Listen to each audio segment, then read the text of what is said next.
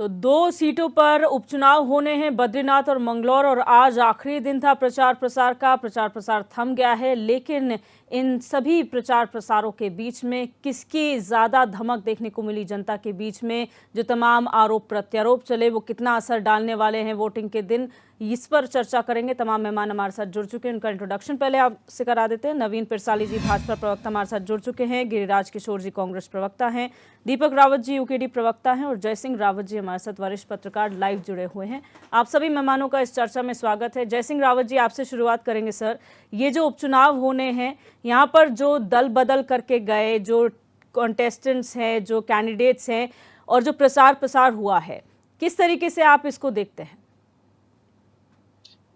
देखिए, दल बदल तो दोनों तरफ से हुआ है। ये जो आए हैं भडाना साहब, तो इन्होंने दल बदल के ही आए हैं। अभी भी वही मार्च में शायद आए हैं जी। और बद्रीनाथ वाले भी है, लेकिन सवाल उसका नहीं है। सवाल ये है कि अभी तक जो होता रहा है कि रूलिंग पार्टी उपचुनाव नहीं हारती है अक्सर, लेकिन इस समय जो परिस्थितियां आपको भिन्न लग रही हैं। एक तो भिन्न इसलिए लग रही है कि अपना जो मैंगलोर का है, मैंगलोर में जो रूलिंग पार्टी की स्थिति, जो भंडारा साहब आए, वो अभी आपको पता है कि तो मतलब उसके जो लोकसभा चुनाव हुआ है उसके आधे के बराबर भी बीजेपी के वोट नहीं पड़े थे उसी जगह पर। लगभग उसको कांग्रेस को उसके दुगने पड़े हैं और बीएसपी का तो बहुत ही हालत खराब थी वहां पर। दूसरी बात यह है कि यहाँ पर आपका बद्रीनाथ में वो सीट तो कांग्रेस की है जी, लेकिन सवाल ये उठता क्या कांग्रेस अपनी वो सीट को दोबारा रिगेन कर पाएगी? क्योंकि क्योंकि क्योंकि अभी लोकसभा जो चुनाव हुआ उसमें तो लगभग 8,000 के आसपास जो है से बीजेपी आगे थी वहां पर सीट, बद्रीनाथ सीट पर। और राजेंद्र भंडारी भी उनका अपना भी है, तो वो भी है। लेकिन सवाल केवल उसका नहीं है, अगर इसके दूरगामी नतीजे हो सकते हैं जी। बाय द वे, अगर चुनाव के नतीजे पलट गए, क्योंकि परिस्थितियां मतलब राजनीति में 2 और 2 4 हो जाए ऐसा जरूरी नहीं होता है। और अभी तक जो बद्रीनाथ में खास करके जो मुकाबला होने जा रहा है वो टफ हो गया है बीजेपी के लिए। तो बीजेपी के लिए इतना आसान नहीं जितना हम लोग समझ रहे थे जी, कि भाई वो इजीली निकाल लेंगे, रूलिंग पार्टी है इसलिए निकालेंगे। उसके कई वजह हैं। उसकी वजह ये है कि उसके प्लस है, मैं कह रहा हूँ बीजेपी का एज है, निश्चित रूप से है, बद्रीनाथ में भी है। कई वजह, जो वजह को तो मैंने गिना दी कि उनका कैंडिडेट अपने आप में दमदार है, राजेंद्र भंडारी। दूसरी बात, बीजेपी का अभी लोकसभा चुनाव में क्या है। लेकिन दूसरी तरफ आप देखिए, कहीं अभी बात उठ रही है, कहीं अयोध्या वाली बात बद्रीनाथ में ना हो जाए। वो क्योंकि वहां जितनी तोड़फोड़ हुई है जी, बद्रीनाथ में, जो जैसी अयोध्या में आपकी हुई, अयोध्या के लोग नाराज थे कि तोड़फोड़ की वजह से नाराज थे, इसलिए रूलिंग पार्टी वहां हार गई। ऐसा ना हो कि कहीं यहाँ भी नाराजगी बहुत है, और नाराजगी से प्रभावित कौन लोग हैं।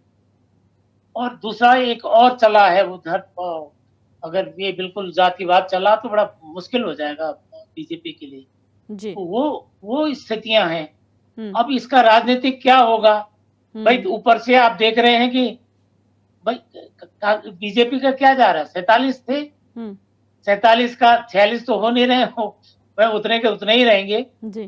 कांग्रेस का क्या है, कांग्रेस का तो एक ही घटे है ना, 46 हुए हैं जी। अगर कांग्रेस को एक अपनी बढ़ा नहीं पाए, 47 नहीं कर पाए, दूसरी अपनी सीट वापस नहीं कर पाए, तो इसका असर पड़ेगा जी। लेकिन बाय द वे अगर वो रिगेन नहीं कर पाए बद्रीनाथ सीट, तो उत्तराखंड की राजनीति में इसका बड़ा दूरगामी या उथल पुथल हो सकती है, निश्चित रूप से।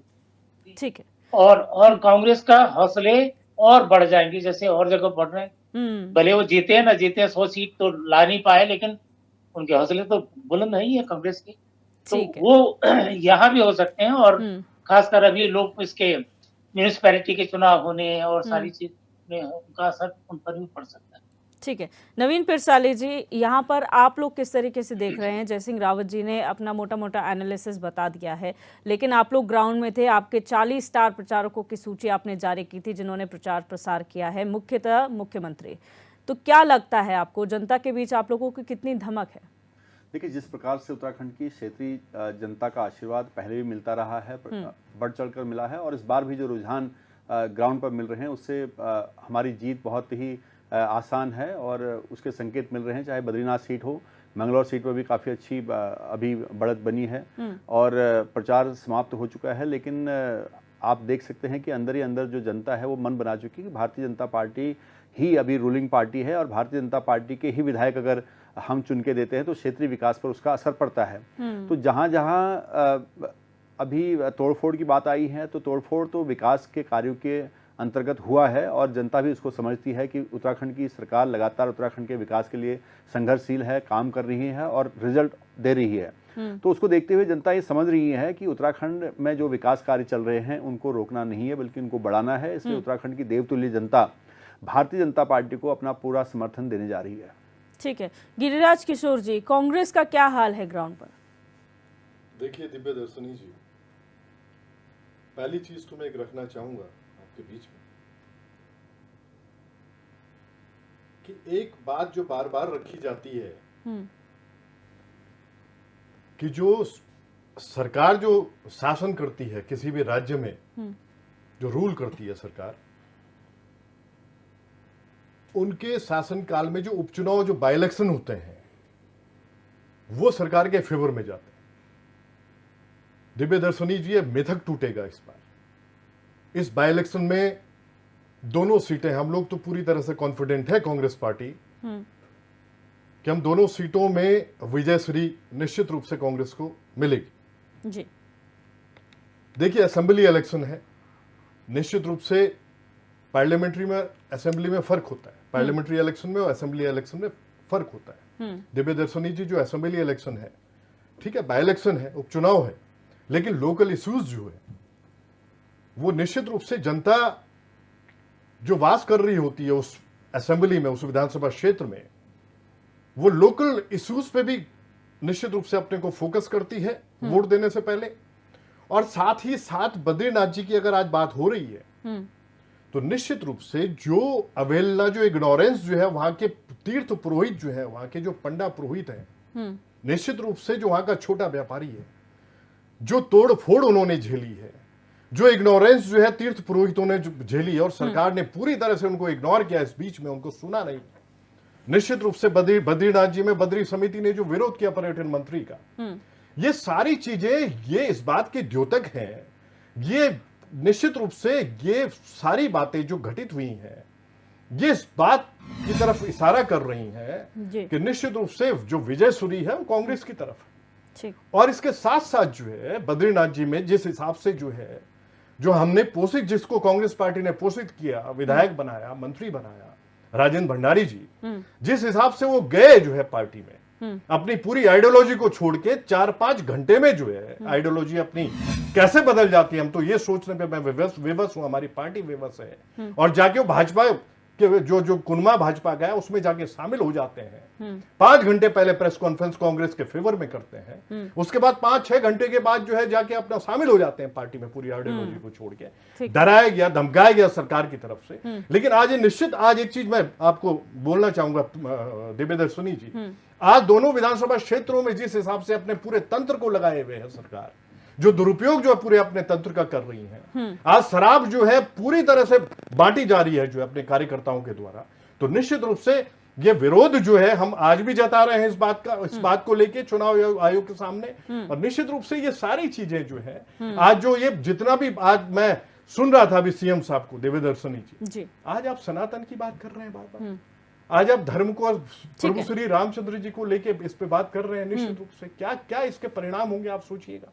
अयोध्या में आपको मुंह की खानी पड़ी पार्लियामेंट्री इलेक्शन में, उसके बाद भी आप में कोई सुधार नहीं है। आप अपनी जो है सरकार की जो अपनी जो प्रोग्रेस है, प्रोग्रेस रिपोर्ट जो होती है सरकार की, 3 साल अभी धामी जी को पूरे हुए हैं, अरे अपनी प्रोग्रेस रिपोर्ट रखो। आप ये रखिए कि हमने पहाड़ में किया क्या है, पर्वतीय सुदूर ग्रामीण क्षेत्र में जो आखिरी पायदान पे जो ग्रामीण है उसके लिए आपने काम क्या किया है, उसमें हेल्थ फैसिलिटीज चर्चा कितनी, एजुकेशन क्या दिया। दीपक रावत जी, आप लोग मंगलौर तो नहीं पर बद्रीनाथ आप लोगों ने कहा कि हम लोग लड़ रहे हैं, आप लोग अपनी स्थिति क्या मानते हैं? क्योंकि जिस तरीके से पूरा चुनाव हो रहा है और जय सिंह रावत जी ने जिस तरह से कहा कि रूलिंग पार्टी का ही दबदबा उपचुनाव में भी देखने को मिलता है, क्या आप इस बात से इत्तेफाक रखते हैं? देखिए,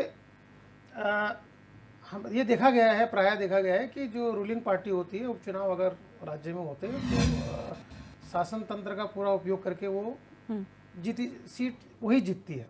लेकिन विधानसभा, अगर इस बार की जो हमारी दोनों ही सीटें जो उपचुनाव हो रहे हैं उत्तराखंड में, ये दोनों बहुत ही ऐतिहासिक होने वाले हैं और इसके परिणाम भी बड़े ऐतिहासिक होने वाले हैं। क्योंकि उत्तराखंड क्रांति दल का मानना है कि ये इस प्रदेश में जो आने वाले भविष्य की राजनीति है वो यहाँ की जनता किस रूप में चुनना चाहती है या किस रूप में देखना चाहती है या यहाँ का भविष्य राजनीति का क्या होगा, ये सुनिश्चित करेगी बद्रीनाथ की जनता जी। जिस प्रकार से भारतीय जनता पार्टी ने षड्यंत्र कर विपक्ष को नेस्तनाबूद करने का एक षड्यंत्र रचकर और एक कांग्रेस से तोड़कर अपने पास कैंडिडेट लाया, फिर 2 साल में उपचुनाव जो है इस प्रदेश में थोपा, उस गुनाह से तो भारतीय जनता पार्टी बच नहीं सकती। ऐसी परिस्थिति उत्पन्न करी गई कि आज इस प्रदेश को उपचुनाव झेलना पड़ रहा है जी। ये उपचुनाव वाला जो बोझ, अतिरिक्त बोझ आर्थिक रूप से इस प्रदेश में पड़ा, उसकी जिम्मेदारी भारतीय जनता पार्टी को लेनी पड़ेगी और वो बच नहीं सकती है। दूसरा, इस प्रदेश में दिव्यदर्शनी जी, दल बदल की जो राजनीति है, दल जो विधायकों को तोड़ने की राजनीति है, इस प्रदेश, छोटे से प्रदेश में, जब से ये प्रदेश बना है पिछले 24 वर्ष में, अगर कोई एकमात्र राष्ट्रीय पार्टी है जिसने उसको पोषित किया हुआ है, भारतीय जनता पार्टी है। येन प्रकार किसी भी प्रकार, यहां तक कि हम भी अछूते नहीं रहे, उत्तराखंड जैसी छोटी पार्टी तक को इन्होंने तोड़फोड़ की राजनीति का हिस्सा बनाया हुआ है जी। तो इस पूरे प्रदेश में भारतीय जनता पार्टी अपने इस दाग से बच नहीं सकती कि इसको, अगर इस प्रदेश में अगर टूट फूट की राजनीति, जो दल बदल की राजनीति को इन्होंने बढ़ाया है इस प्रदेश में अपनी जो राजनीति के लिए, उस राजनीति के उस दाग से ये भारतीय जनता पार्टी बच नहीं सकती। अब सवाल ये है कि किस मुद्दे क्या हैं? आप यकीन मानिए, उत्तराखंड क्रांति दल ने 2 सीटों में से 1 सीट में लड़ने के लिए पर्चा भरा और आपके हमारे कैंडिडेट का वो पर्चा कैंसिल हो गया। और कारण क्या बताया गया कि एकमात्र एफिडेविट सबमिट नहीं किया गया, जिसमें एफिडेविट था कि आप प्लास्टिक का उपयोग नहीं करेंगे। मेरे पास नोटिस पड़ा हुआ है, जो नोटिस आया है रिटर्निंग ऑफिसर का, और उसको मतलब किसी भी प्रकार से आपको सीट जीतनी है। और आप देखिए, 2 दिन पहले हम इस डिबेट में थे, जय सिंह रावत जी भी इस डिबेट में थे, हम तब भी बोल रहे थे और जय सिंह रावत जी ने स्पष्ट कहा था कि भारतीय जनता पार्टी इस सीट को जीत सकती है। बद्रीनाथ सीट में, मंगलौर सीट में जीत ही नहीं रहे, भूल जाइए, जब आज तक नहीं जीते तो अब क्या जीतेंगे, पर बद्रीनाथ सीट में। और आज जब वो शुरुआत में अपने बोल रहे थे, तो अब जो ग्राउंड रिपोर्ट उनके पास है, भारतीय जनता पार्टी निश्चित रूप से बद्रीनाथ सीट हार रही है। और उसका कारण कांग्रेस नहीं है, उसका कारण इस प्रदेश की जो राजनीति को बीजेपी ने आगे बढ़ाया है वो है। पंडा प्रमुख जो है पिछले 1 साल से धरना प्रदर्शन कर रहे हैं, उसको, उनके मांगों को जिस तरीके से नजरअंदाज करने का काम वो जो वर्तमान सरकार ने किया है, उसका दोष है। जो तोड़फोड़ करी है, जिसका जिक्र जय सिंह रावत जी ने करा था, उससे जो असंतोष है उसका जिक्र है। और आप तीसरा जिक्र, जय सिंह जी बड़े स्पष्ट करेंगे, जोशीमठ की स्थिति क्या है? जोशीमठ के बारे में भारतीय जनता पार्टी ने अपना कौन सा प्लान रखा हुआ है?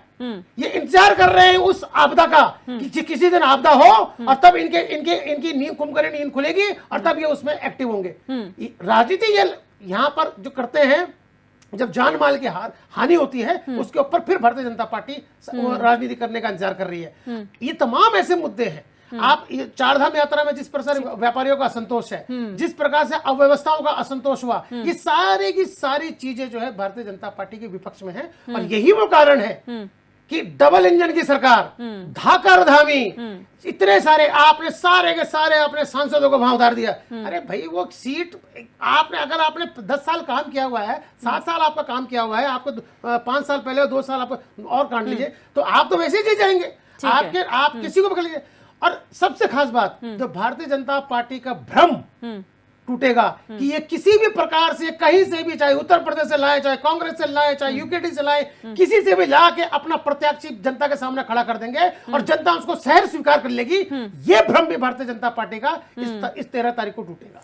बिल्कुल नवीन पिरसाली जी, सबसे बड़ा सवाल ये है कि जो अव्यवस्थाओं की बात की जा रही है, लोकल मुद्दों की बात, क्योंकि असेंबली बाय इलेक्शंस हैं, ऐसे में लोकल मुद्दे हावी रहते हैं। आप लोगों ने कांग्रेस से जो प्रत्याशी छोड़ के पार्टी में आए थे उन्हें ही कंटिन्यू करा। एक बाहरी कैंडिडेट जिसे पैराशूट कैंडिडेट कहा जा रहा है उसे मंगलौर में आपने टिकट दे दिया। तो क्या यही मान लिया जाए कि अभी क्योंकि डबल इंजन की सरकार है, मोदी जी प्रधानमंत्री हैं, तो उनके एवज में कोई भी कहीं से भी आए वो चुनाव जीत जाएगा, ये कॉन्फिडेंस भारतीय जनता पार्टी में है, इसलिए आप किसी को भी टिकट दे रहे हैं?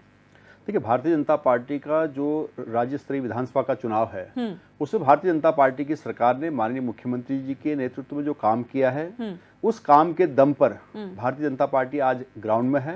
और हमारे पास सांसद भी हैं, हमारे पास विधायक भी है, हमारे पास मुख्यमंत्री भी हैं, तो सभी ग्राउंड पर जाएंगे। अब जिनके पास कुछ है ही नहीं तो कौन क्या लेके जाएगा? ये तो एक कहने वाली बात है कि इनके सभी लोग मैदान में जा रहे हैं। तो हमारा है, भारतीय जनता पार्टी सबसे विश्व की सबसे बड़ी पार्टी है, सबसे ज्यादा कार्यकर्ता है, सबसे ज्यादा हमारे पास जनप्रतिनिधि हैं, तो सब जाएंगे, जनता के द्वार पर तो जाने के लिए हैं। और कहाँ जाएंगे?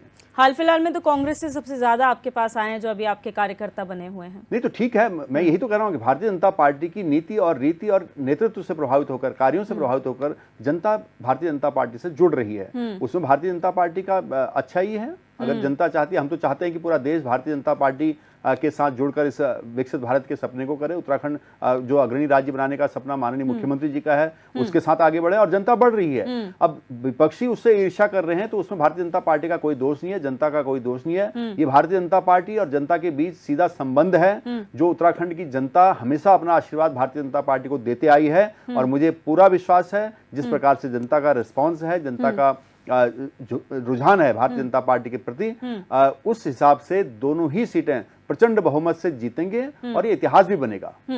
अच्छा जय सिंह रावत जी, जिस तरीके से सभी पार्टी दावा करते हैं कि हम चुनाव जीतेंगे, ग्राउंड रिपोर्ट्स कोई भी हो, कैंडिडेट्स का जो परफॉर्मेंस है, लेकिन बीजेपी में एक खास बात देखी गई कि जिन दो लोगों ने आपस में एक दूसरे के विरुद्ध चुनाव लड़ा हो, आज वो एक ही मंच साझा करके जो है वोटों की अपील जनता से कर रहे हैं। तो एक कंफ्यूजिंग स्टेट नहीं बन जाएगा लोगों के लिए कि जिनको, क्योंकि उनका अपना केडर है, उनका अपने जो है वोटर्स हैं, तो दोनों में कंफ्यूजन नहीं हो जाएगा कि दोनों साथ में वोटों की अपील कर रहे हैं, क्या तो जाए क्या? बिल्कुल, ये सवाल सभी जगह वहां तैर रहा है। तो दिक्कत ये है कि ये दोनों जो आपस में चुनाव लड़ते थे, दोनों एक ही ब्लॉक के, पोखरी ब्लॉक के हैं। हमारे यहाँ मैं भी उसी ब्लॉक का हूँ जी। इस कंस्टिट्यूएंसी में 3 ब्लॉक हैं। एक तो पोखरी ब्लॉक है, एक वो जोशीमठ ब्लॉक है पैनखंडा इलाके का, एक दसोली ब्लॉक है जी। तीन ब्लॉक हैं। तो ये महेंद्र भट्ट भी उसी ब्लॉक के थे और क्या कहते हैं राजेंद्र भंडारी भी, और जिनके बीच में देखिए राजनीति अलग चीज है, व्यक्तिगत कटुता नहीं रहनी चाहिए। राजेंद्र भंडारी को अपना व्यवहार सुधारना चाहिए, उनका काम बहुत अच्छे है जी, अच्छा काम करते हैं। जो मैं जाता हूँ जब दिखते हैं तो राजेंद्र भंडारी का काम बोलते हैं, लेकिन व्यवहार उनका, अब आज जो अगर कुछ दिक्कत होगी तो महेंद्र भट्ट के साथ उनकी जो कटुता वो उनके सामने आ सकती है। दूसरी दिक्कत ये है कि अभी इनको बीजेपी को तो जोशीमठ वाला है ना, मतलब जोशीमठ कहीं जिक्र ही नहीं हो रहा है। अरे जोशीमठ मतलब 17 महीने हो गए हैं और न किसी का विस्थापन हुआ, न किसी का पुनर्वास हुआ, कहीं नहीं। ये बरसात सिर पर आ गई, वो सभी थमने का कोई नाम नहीं। क्या करने जा रहे हैं आप? कह रहे हैं 8 पार्टियों की रिपोर्ट वो नहीं हो, वो ये सॉल्व नहीं हुआ, आपने बद्रीनाथ खोद दिया। तो जो पैनखंडा ब्लॉक है, मैं कह रहा हूँ कि देखिए रूलिंग पार्टी से के खिलाफ क्यों वोट डालना चाहेगा कोई? उपचुनाव क्यों डालेगा भाई? रूलिंग पार्टी से इसलिए जुड़ते हैं कि विकास होगा। लेकिन जब इस तरह की परिस्थितियां आएंगी तो डाउट हो जाता है कि क्या सचमुच जीतेंगे।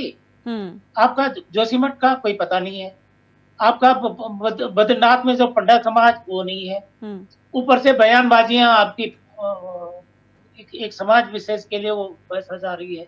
तो उसका मैसेज जो है बड़ा, मैं ये कह रहा हूँ कि वो सारी चीजें अगर बीजेपी को गड़बड़ करेंगे तो वो चीजें करेंगी, अभी करेंगी। और एक जीती हुई पार्टी है, मतलब मैंने कहा ना जीता हुआ था, हमको तो लगता था ये जीता हुआ है जी। दूसरी बात, हमने अभी तक तो बुटोला जी को तो देखा नहीं है ना, उनका कितना दम है जी। अब नजर आ रहा है बुटोला भी कम नहीं है। भाई बुटोला, आप तो आपके पैनल में तो आते रहे ना बुटोला जी, तो वो स्थिति थी, लेकिन आज वो नजर नहीं आ रही है। अब आज लग रहा है कि बहुत कुछ भी हो सकता है बद्रीनाथ में, और बद्रीनाथ में कुछ भी हो गया तो आप समझिए कि उत्तराखंड की राजनीति का क्या होगा, सरकार के स्थिरता का क्या होगा। अच्छा जय सिंह रावत जी, ये तो बद्रीनाथ की पिक्चर है। मंगलौर की तरफ अगर चलते हैं, कैंडिडेट्स वाइज अगर बात कर ली जाए, बीजेपी का एक पैराशूट कैंडिडेट है जो वहां का नहीं है, लोग कहते हैं वो वहां के नहीं है। कांग्रेस के काजी निजामुद्दीन पहले भी विधायक रह चुके हैं, और अगर बात करें बसपा की तो सरवत करीम अंसारी के निधन के बाद उनके बेटे उबैदुर रहमान को जो है वो टिकट दिया गया। तो किस तरीके से फाइट इनके बीच में देख रहे हैं? एक जो ऑलरेडी विधायक थे, उनका निधन हो गया, उनके बेटे को टिकट देते हैं, एक पहले विधायक थे, उनका अपना वोट बैंक, और एक बीजेपी का नया कैंडिडेट।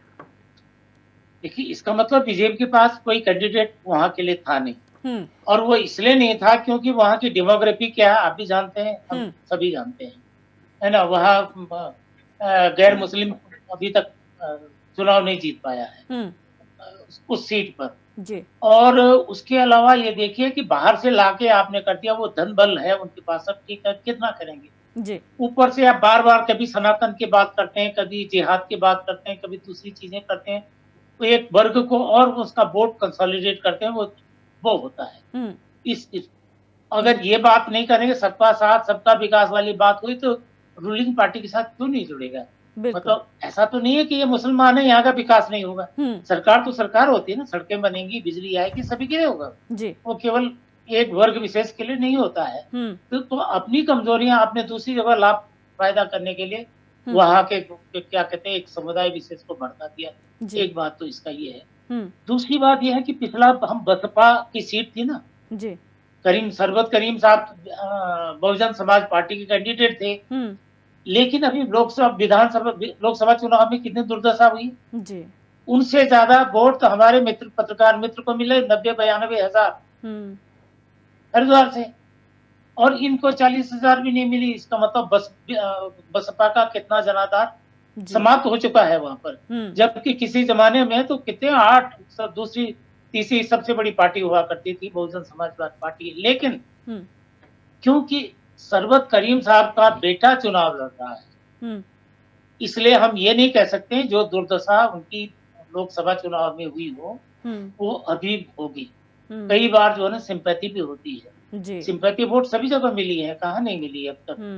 वहीं भगवानपुर में नहीं मिली है, मैडम जीती हैं, उनके पति सुरेंद्र राकेश जी का निधन हो गया था, वो जीत गई थी, उसके बाद कहाँ नहीं जीती। सिंपैथी वोट हर जगह मिली है, सभी जगह मिली है। बिल्कुल, क्या इनको भी सिंपैथी वोट मिलेगी या नहीं मिलेगी? लेकिन गैप इतना ज्यादा है कि क्या कवर हो पाएगा या नहीं हो पाएगा। और अगर एकदम भी धर्म के आधार पर चुनाव लड़े जाएंगे तो एक धर्म विशेष के लोग का वोट बैंक कंसोलिडेट होगा ही नहीं होगा। बिल्कुल, देश में क्या हो रहा है, यूपी में क्या हुआ, और जगह क्या हो रहा है, यही तो सब चीजें हो रही है कि आप एक बहुमत को आप क्या उसको करेंगे कंसोलिडेट करने की कोशिश करके, दूसरे लोग आपसे बिदक जाएंगे, वही नहीं बिदेंगे, वो क्या कहते हैं अनुसूचित जाति के वोट भी समझिए आज की तारीख में वो भी उनका झुकाव भी कांग्रेस की तरफ है, सब मुस्लिम जो वोट है उनका भी कांग्रेस की तरफ है, यही नहीं है। ठीक है, गिरिराज किशोर देश में हो रहा है। गिरिराज किशोर जी, आपने कहा कि असेंबली इलेक्शंस पार्लियामेंट्री इलेक्शन से बहुत फ़र्क होते हैं, यहाँ चुनावी मुद्दे जो हैं लोकल चुनावी मुद्दे लड़े जाते हैं, लेकिन 2022 के चुनाव में हम देखें तो वहाँ पर जो है फिर भी मोदी का चेहरा, मोदी लहर काम आई। यहाँ पर लोकल इश्यूज आप लोगों ने जितना मर्जी उठाने की कोशिश करी, नहीं हुआ। लोकसभा इलेक्शंस में आपके खुद के बड़े नेताओं ने ये माना कि यहाँ पर कैंडिडेट्स का जो टिकट बंटवारा था उसको लेकर कहीं ना कहीं प्रॉब्लम थी जो हार की वजह बनी, यानी कि अंदरूनी कलह। तो क्या आपको नहीं लगता कि इस बार भी आप लोगों को उस पर काम करना चाहिए? देखिए दिव्यदर्शनी जी, अगर मैंने कहीं बात रखी है कि पार्लियामेंट्री इलेक्शन में और असेंबली इलेक्शन में जो वोटर होता है उसका माइंडसेट अलग है।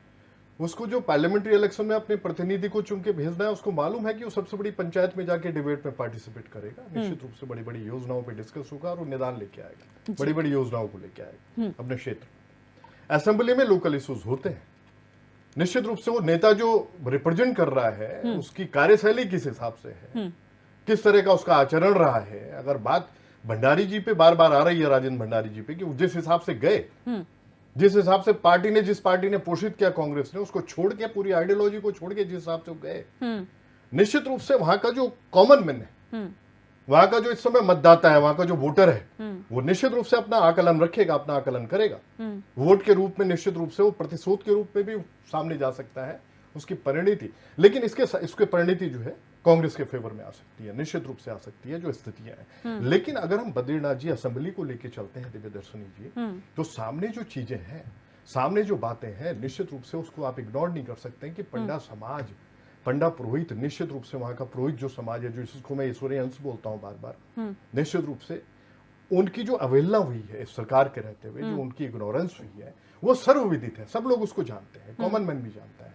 जो साथ साथ जो वहां का व्यापारी जो चार धाम यात्रा में निश्चित रूप से जो आसान्वित होता है, जिसकी पूरी आशा अपने आप में वो लगाए होता है कि निश्चित रूप से मैं फाइनेंशियली साउंड होऊंगा, छोटे से छोटा व्यापारी या मिडिल में जो बैठा हुआ है, जो मिडिल क्लास व्यापारी है, तो निश्चित रूप से ये चीजें हैं, ये बातें जो है इसलिए बार बार बोली जा रही है। बद्रीनाथ विधानसभा क्षेत्र के जब चुनाव की बात आ रही है, निश्चित रूप से बात इसलिए रखी जा रही है कि इसका जो असर है वो इनको झेलना पड़ेगा। फिर दूसरी चीज क्या है दिव्यदर्शनी जी, कि झूठ, छल और छद्म आप एक समय तक तो चल सकता है, लेकिन उसके बाद जब उसकी समय अवधि पूरी होती है, निश्चित रूप से सामने वाला व्यक्ति जब अपने को ठगा हुआ महसूस करता है, तो ठगी हुई स्थिति में अपने को जब महसूस करेगा, तो निश्चित रूप से उसका जो परिणाम होगा, उसका जो प्रतिशोध होगा, वो वोट के रूप में उसकी परिणति होगी, और वो कांग्रेस पार्टी को इसलिए जाएगी। आज भी हमारे जो कैंडिडेट जो बुटोला जी वहां पे खड़े हैं, उनकी छवि आप देखिए जाके, वो जिला पंचायत में भी उन्होंने उपाध्यक्ष के पद पे हो रहे, वो ग्रास रूट लेवल के नेता है हमारे कांग्रेस के, वो जमीनी स्तर के नेता है। और निश्चित रूप से गिरिराज जी जो हाल फिलहाल में जो चुनाव, लेकिन मैं इसी में काउंटर आज जोशीमठ की बात जो बार बार, लेकिन जो अभी हाल फिलहाल में चुनाव हुए हैं, अगर आप ये कहते हैं कि अगर कोई ठगा हुआ खुद को महसूस करता है तो कांग्रेस के पक्ष में वोट जाएगा, लेकिन इस चुनाव में हमने नहीं देखा, लोगों ने वोट का बहिष्कार करना ज्यादा जरूरी समझा। मैं एक बात और लेके आऊंगा, अभी बात आई थी एक और, कि मोदी जी के नाम पे निश्चित रूप से पिछले जो चुनाव थे, जो असेंबली इलेक्शन भी था पिछला, अगर मोदी फैक्टर चल रहा था, निश्चित रूप से हिट कर रहे थे असेंबली को, होता नहीं था ऐसा। आपको मैं आज बताऊं, पार्लियामेंट्री इलेक्शन के लिए बताया मैंने, वोटर का माइंडसेट अलग होता है, असेंबली इलेक्शन के लिए माइंडसेट जो है वोटर का अलग, लेकिन वो हिट कर रहे थे। लेकिन आज जो परिस्थितियां हैं, आज जो झूठ, छल, छद्म की जो राजनीति भाजपा करती है, निश्चित रूप से आज जो स्थितियां हैं, आपको बताऊं मैं, आज कॉमन मैन भी इस बात को समझ चुका है। और आप सोचिए, आज जब इस सनातन की बात कर रहे थे अभी सीएम साहब, आज जो बात कर रहे थे प्रभु श्री रामचंद्र जी की, जो कण कण में समाये हुए, निश्चित रूप से आज जो स्थितियां हैं, इस तरह की बातें जब ये लोग करते हैं, तो आज ये इस बात को नहीं सोचते, अभी भी नहीं सोच रहे हैं, आज भी अहंकार इनका चूर चूर नहीं हो रहा है दिव्यदर्शनी जी, कि अयोध्या में जो परिणाम आया, आपने जो अवहेलना की चार शंकराचार्यों की, आप सोचिए, वो निश्चित रूप से वो ईश्वर का अंश उनको माना जाता है, चारों जो शंकराचार्य हमारे हैं, उनकी अवहेलना, उनकी इग्नोरेंस जो आपने की है, आज जो पंडा पुरोहित, आज जो हम लेके चल रहे हैं बद्रीनाथ विधानसभा क्षेत्र को, बद्रीनाथ विधानसभा क्षेत्र में हुई है अवहेलना, सब लोग जानते हैं। दूसरी तरफ हमारी जो विधानसभा है मंगलौर में काजी जी, जिसको हमने टिकट दिया, काजी निजामुद्दीन, बड़ा इंटेलेक्चुअल व्यक्ति है, इंटेलिजेंट आदमी है, अपने आप में क्षेत्र की समस्याओं से पूरी तरह से अच्छे से अपने को जुड़े हुए रखते हैं। असेंबली में जब भी वो रहे, विधानसभा में जब रिप्रेजेंट किया अपनी सीट को उन्होंने, मंगलौर को, तो निश्चित रूप से डिबेट में बहुत अच्छे से पार्टिसिपेट किया, अपने क्षेत्र के लिए योजनाओं को लेके जाते थे। तो ये सारी चीजें काउंट करती हैं। और वो व्यक्ति भी, मंगलौर भी सीट इस समय हम लोग इसीलिए जीत रहे हैं कि एक सभ्य व्यक्ति को, एक ऐसे व्यक्ति को हमने चुनाव में अपना कैंडिडेट बनाया है, जिसका निश्चित रूप से लोग वहां पे पूरा मास जो है वो स्वागत करता है इस बात। दीपक रावत जी, आपने हमेशा ये डिबेट्स में कहा है कि अगर जिस दिन क्षेत्रवादी राजनीति आई, उस दिन यूकेडी जो है टॉप पे रहेगी और बाकी राजनीतिक दल कहीं पीछे छूट जाएंगे। लेकिन अगर हाल फिलहाल में अगर राष्ट्रीय राजनीति हो रही है, तो क्या आपको नहीं लगता कि जो विपक्षी दल हैं उनको आप समर्थित कर सकते हैं, जैसा कि पूरा इंडिया अलायंस ही इस चक्कर में बना था कि हम आपस में जो है समर्थन देकर एक पार्टी के खिलाफ, एक आइडियोलॉजी के खिलाफ लड़ेंगे?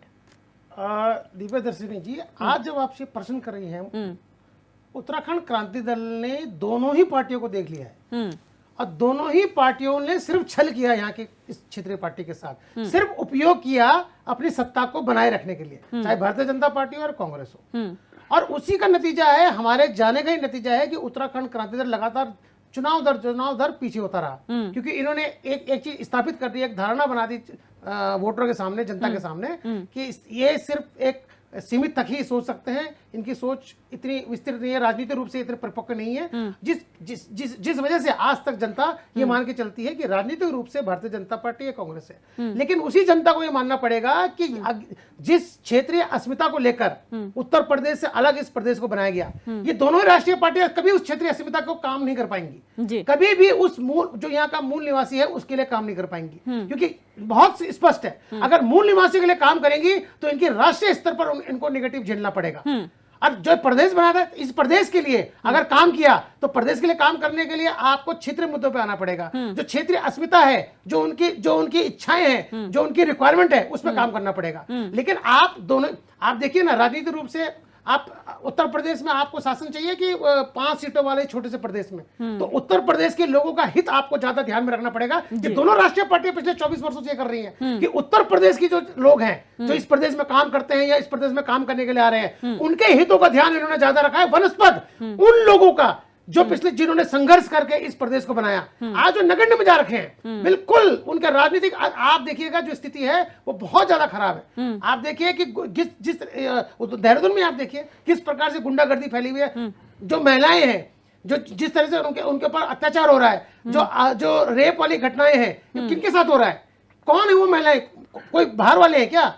देखिए यही विषय है। इन विषयों में जब तक ये जहां की जो जनता है वो स्पष्ट नहीं होगी, और ये कोई भी क्षेत्र, आप कोई भी पार्टी उठा के देख लीजिए, आप पूरे 2024 के उसमें तो स्पष्ट रूप से आया है कि क्षेत्रीय दल ही जो एक क्षेत्र का विकास कर सकता है, जो एक विशिष्ट समाज से आता है। और आप ये प्रदेश किसी उसमें नहीं बना था। आज भी ये भारतीय जनता पार्टी, कांग्रेस नहीं बता पाएंगे कि इन दोनों को अगर पूछ लिया जाए वो 4 कारण कौन से हैं जिसकी वजह से ये प्रदेश बना, तो ये दोनों नहीं बता पाएंगे। राहुल जी, आपने वो क्या स्पष्ट था कि हम सांस्कृतिक रूप से, क्षेत्रीय दल विशेष समाज, भौतिक रूप से, रुकिए ना साहब, मेरा समय, आपने क्या कहा, रुकिए, मेरा समय, सांस्कृतिक रूप से, मैं थोड़ा जानना चाहता हूं, भौगोलिक रूप से, सांस्कृतिक रूप से, भौगोलिक रूप से, सामाजिक रूप से हम इन सबसे अलग थे यूपी से। क्या जरूरत थी उत्तराखंड बनाने की? हमारी संस्कृति अलग है, हमारी बोली है, भौगोलिक और आर्थिक रूप से हम पिछड़े हुए थे। ये कभी बात करते हैं इसकी? तो क्या इसका ये मतलब मान लिया जाए कि आप लोग पेशेंटली वेट कर रहे हैं कि जब क्षेत्रवाद का मुद्दा हावी होगा तब यूकेडी जो है देखिए दिव्यदर्शनी जी, जनता का भ्रम जब इन दोनों राष्ट्रीय पार्टियों की कूटनीतियों की वजह से टूटेगा तो निश्चित रूप से हमें खड़ा होना पड़ेगा। हम खड़े हैं इस पर। हम प्रदेश बनने से पहले भी हमारी जिम्मेदारियां थी यहाँ के लोगों के प्रति, और आज अगर हमें नगण्य रखा हुआ है जनता ने, तब भी हम लगातार, कौन सा ऐसा स्थानीय मुद्दा है, कौन सा ऐसा मुद्दा है जिसमें हमने बात ना रखी हो? बिल्कुल, आप एक भी ऐसा मुद्दा बताइए जिसमें यूकेडी ने प्रखर होकर अपनी आवाज ना उठाई हो। हम अपनी जिम्मेदारी से बच नहीं सकते हैं। भारतीय जनता पार्टी और कांग्रेस राजनीति को लेकर अपनी जो राजनीति है, राष्ट्रीय राजनीति है, उसको लेकर कुछ मुद्दों को उठाती है और कुछ मुद्दों को नहीं उठाती, बच सकती है। लेकिन क्षेत्रीय दल होने के नाते हम सत्ता में हो या ना हो, हम अपनी जिम्मेदारी से बच नहीं सकते। ठीक है, और हम तैयार हैं, हम चाहते हैं भविष्य में जब भ्रम टूटेगा जनता का, तो वो निश्चित रूप से उत्तराखंड क्रांति दल को ही ढूंढेगी और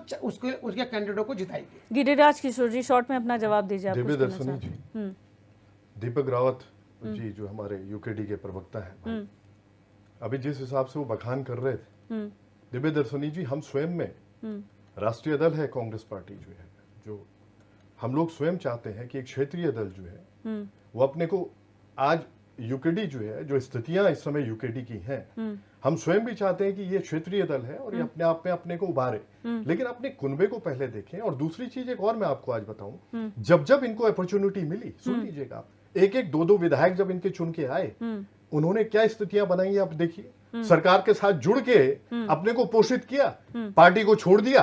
तो पहले स्वयं के कुनबे को संभालें दीपक जी, अपने यूकेडी को पहले खड़ा करें। पार्टी से आपके पास आ गए, नहीं, तब ये नियम कहा था दीपक जी, सुनिएगा। तब आपने कौन सा आपके फील्ड मार्शल सुनिए, आपके फील्ड मार्शल दिवाकर भट्टी, तब कांग्रेस का ये सारे लोग, प्रीतम पवार, ये सारे जितने भी आपको सिर्फ क्षेत्रीय दल को इसी पॉइंट में रहता है। मैं आज बता रहा हूं, अरे हम तो खुद अप्रिशिएट करेंगे जब आप लोग आगे बढ़ेंगे। क्षेत्रीय दल को भी आगे आना चाहिए निश्चित रूप से। अरे कांग्रेस यशपाल आर्य के बारे में टिप्पणी करनी है, सुनिएगा, यूकेडी के बारे में टिप्पणी करनी है, यशपाल आर्य के बारे में टिप्पणी करनी है,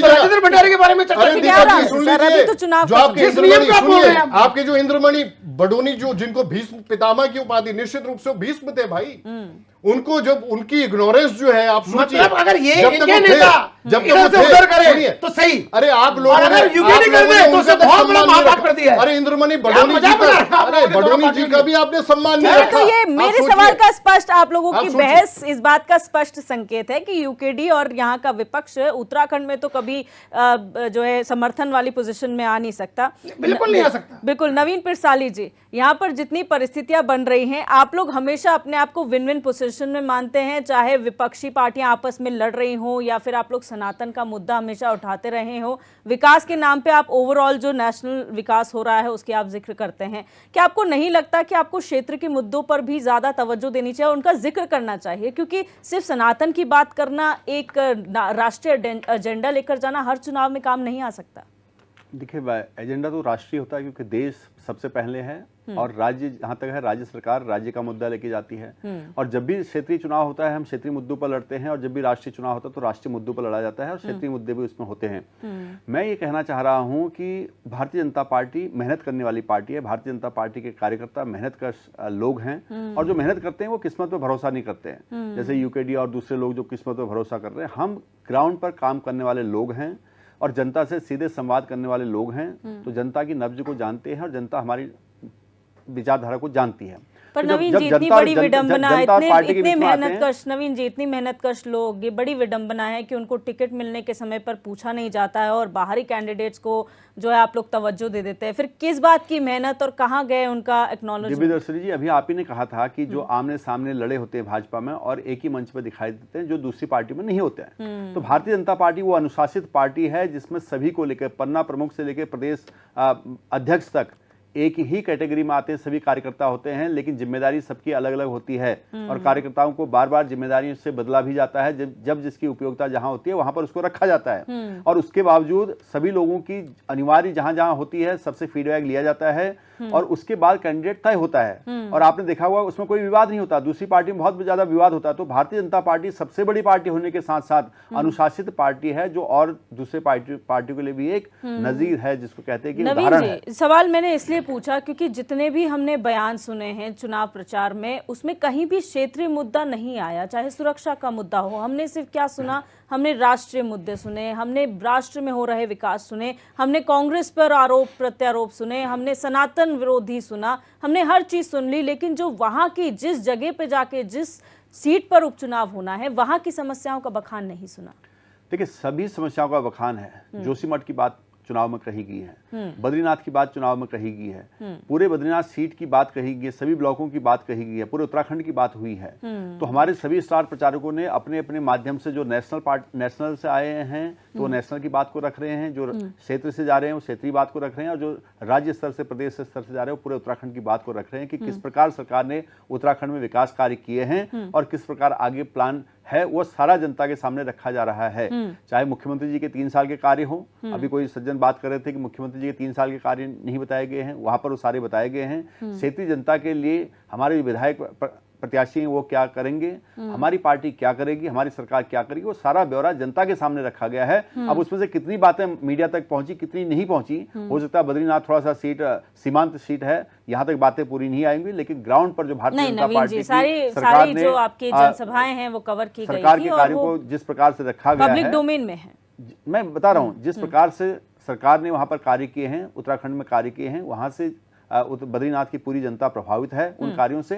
और भारतीय जनता पार्टी के सभी कार्यकर्ता इस सीट को जीतने के लिए दिन रात मेहनत कर रहे हैं, और भारतीय जनता पार्टी के दमदार प्रत्याशी वहां पर हैं, और जो पहले भारतीय जनता पार्टी में थे फिर भारतीय जनता पार्टी में आए, उनके अपने भी वहां पर ग्राउंड पर बहुत सारे काम किए। अभी जय सिंह रावत जी कह रहे हैं कि से एक ही ब्लॉक के वो भी रहने वाले हैं, उन्होंने उनके काम को देखा, उन्होंने कहा कि काम बोलता है, और जब काम बोलता है तो आदमी जीतता है। बिल्कुल। जय सिंह रावत जी, यहाँ पर विपक्ष की तरफ से एक बात सामने आई थी कि यहाँ पर जो कैंडिडेट्स हैं किस तरीके से उनका प्रचार प्रसार किया जा रहा है। हमें याद है जब राजेंद्र भंडारी जी गए थे तब भी कांग्रेस ने कहा था कि एक तरीके से सफाई कांग्रेस की हुई है। अब ये सफाई का नतीजा उपचुनाव में किस तरीके से देखने को मिलेगा, और जो कहा जाता है भोली भाली जनता है वो बहकावे में आ जाता है, तो क्या ये वाकई सही है पहाड़ की जनता के लिए और खासतौर पर बद्रीनाथ की जनता के लिए? देखिए, राजनीतिक दल जो है ना अपने अपने हिसाब से नैरेटिव बनाते हैं, अपने सुविधा के हिसाब से क्या कहते हैं एनालिसिस करते हैं। जैसे भी बात आई, मुख्यमंत्री जी ने बोला जोशीमठ की बात की, आज की, पोखरी में भी की, पिपलकोटी में भी की, कि भाई हम जोशीमठ के लिए क्या कर रहे हैं, और बद्रीनाथ के लिए भी की, लेकिन अपने नजरिए से की। जो रूलिंग पार्टी का जो अपना नजरिया है, जिस नजरिए से एक बहुत बड़ा सेक्शन जो है संतुष्ट नहीं है, मैं ये कह रहा हूँ। दूसरी बात आप ये समझिए कि हम जो अभी है कि भाई निश्चित रूप से बद्रीनाथ में तो बीजेपी का एज रहा ही है। मैं कहा मैं उसी इलाके का मूल निवासी हूँ, निश्चित रूप से है। और रूलिंग पार्टी उपचुनाव हारती भी नहीं है, लेकिन इस समय परिस्थितियां अलग हैं। रूलिंग पार्टी इसलिए भी नहीं हारती, जब उसका कैंडिडेट होता है, दुर्भाग्य से किसी की मृत्यु होती है या वो होता है परिस्थितियों में, इसलिए नहीं हारती क्योंकि उनकी अपनी सीट होती है। इस समय दोनों सीट उनकी अपनी नहीं है। बद्रीनाथ कांग्रेस की सीट थी जो राजन जी के साथ गई, मंगलोर जो है वो बीएसपी की सीट थी, दोनों सीट नहीं है। इसलिए जो है, और इस समय ठीक है विकास से जुड़ना सभी चाहते हैं, लेकिन परिस्थितियां ये हैं कि वहां की मैंने डेमोग्राफी बता दी कि आपने क्यों दूसरा वर्ग क्यों कंसोलिडेट हो रहा है, क्यों इकट्ठा एकजुट हो रहा है, उसका कारण आप भी जानते हैं। उसका मंगलोर का बद्रीनाथ में है कि जो एकदम आपको यह है कि सब विकास तो है, ये मुद्दा यही आज दावी जी ने भी बोला कि भाई विकास की वजह से ही, और राजन जी भी यही बोलते रहे कि भाई विकास नहीं हो रहा था इसलिए मैं पार्टी छोटी रूलिंग पार्टी में आ गया। वो बात तो, लेकिन जो दूसरा उनकी छवि पर बात जा रही है ना, तुम कैसी बात करते हो? एक तरफ तुम एक ही दिन में तुमने प्रचार किया, दूसरे दिन वहां दिल्ली जाके दूसरी पार्टी में चले गए। तो इस तरह का हो रहा है, तो वो पनिश करने वाली बात है, दोनों जगह पनिश करने वाली बात भी उठ रही है। इसलिए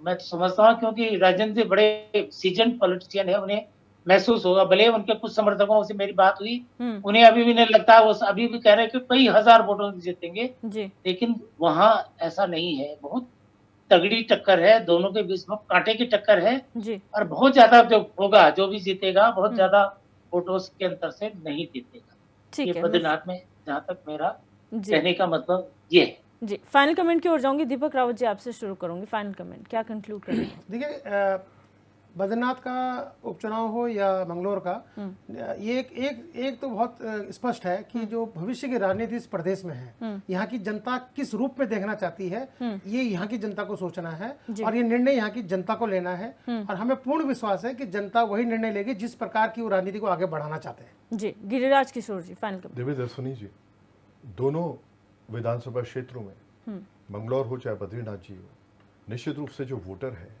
वो भाजपा की कथनी और करनी दोनों में फर्क जो है उसको मालूम हो गया है। छल और छद्म की राजनीति बहुत समय तक काम नहीं कर सकती है दिव्य दर्शनी जी। ये एक वोटर इस बात को समझ गया है, और निश्चित रूप से आने वाले समय में जो अपना कैंडिडेट भेज रहे हैं, निश्चित रूप से विजयसूरी की तरफ से कांग्रेस निश्चित रूप से। नवीन पिरसाली जी, फाइनल कमेंट। दोनों ही जगहों पर जो उपचुनाव हो रहे हैं उसमें उत्तराखंड की देवतुल्य जनता भारतीय जनता पार्टी को प्रचंड बहुमत से जिताने जा रही है, और जिस प्रकार से पूर्व में भारतीय जनता पार्टी को उत्तराखंड की देवतुल्य जनता का आशीर्वाद मिला है, हमें पूरा भरोसा है इस बार भी उससे बढ़कर मिलेगा। जय सिंह रावत जी, क्या कंक्लूड करेंगे सर? Final comment. ऐसा है, जहां तक बद्रीनाथ का सवाल है, अभी बीजेपी के हैं 47 सीटें हैं जी। हम जो बीजेपी के समर्थक हैं, कट्टर समर्थक हैं, वो कुछ लोग ये भी सोच आ गई कि अगर एक सीट अगर नहीं भी मिली, 47 की 48 नहीं भी हुई, तो बीजेपी की सरकार गिरने वाली नहीं है। वो जितनी मजबूत है उतनी मजबूत ही रहेगी। तो ये नेगेटिव भी उनका जा सकता है। एक आपका ये जोशीमठ नेगेटिव जा सकता है, 2 बद्रीनाथ में तोड़फोड़ जा सकती है, नेगेटिव 3, और प्लस यह जा सकता है कि मोदी जी का जलवा तो है ही है, इसमें दो राय नहीं है। और लोकसभा चुनाव में उनको लीड भी किया है, उसमें भी दो राय नहीं है। लेकिन परिस्थितियां कुल मिलाकर जो है बिल्कुल कांटे का टक्कर है। बिल्कुल, आप सभी मेहमानों का इस चर्चा में जुड़ने के लिए बहुत बहुत शुक्रिया। आज हमने चर्चा की जो 2 सीटों पर होने हैं, बद्रीनाथ और मंगलौर में परिस्थितियां किस प्रकार की बनी हुई हैं। कांटे की टक्कर बद्रीनाथ में है तो वहीं खोई हुई जमीन जो है कांग्रेस भी पाना चाहती है और जिस सीट पर कभी बीजेपी काबिज नहीं हो पाई वो सीट जो है हासिल करने की कोशिश बढ़ाना के रूप में करने की कोशिश बीजेपी कर रही है। अब देखना ये होगा कि जनता किसके पक्ष में जाती है। क्या जो नेगेटिव्स जय सिंह रावत जी ने यहाँ पर गिनाए हैं वो यहाँ पर उसका असर देखने को मिलता है या फिर पूरा जो नैरेटिव बनाया जा रहा है इस उपचुनाव के प्रचार प्रसार में उसका असर देखने को मिलता है। बहरहाल 10 तारीख का इंतजार करना है क्योंकि 10 तारीख को उपचुनाव के लिए मतदान होना है और 13 तारीख को रिजल्ट्स घोषित होंगे। बहरहाल क्वेश्चन आवर में मेरे साथ बस इतना ही। आप देखते रहिए HNN 24/7 जुनून सच नहीं।